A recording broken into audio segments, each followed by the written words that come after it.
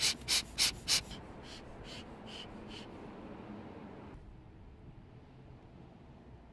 I'm Alex McLean. I'm a co-founder of a company called Alvéole, and we set up urban hives in downtown Montreal. Cool. So this is a smoker. This is one of the tools we use for opening up hives because it calms the bees quite a bit. So I'm going to light this up. We're going to put a bit of smoke at the front of the hive and at the top of the hive, and that way we can open it up and we'll be super safe.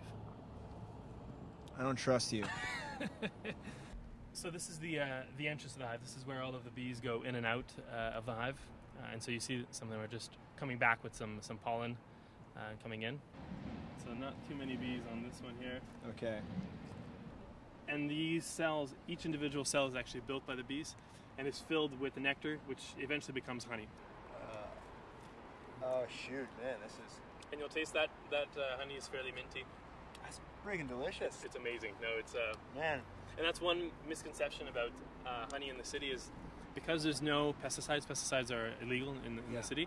You actually get a safer quality honey than you get in some rural areas where it's sprayed with a lot of pesticides. So we're in the middle of the city here, and this is the most natural honey you can get, which is kind of insane right now.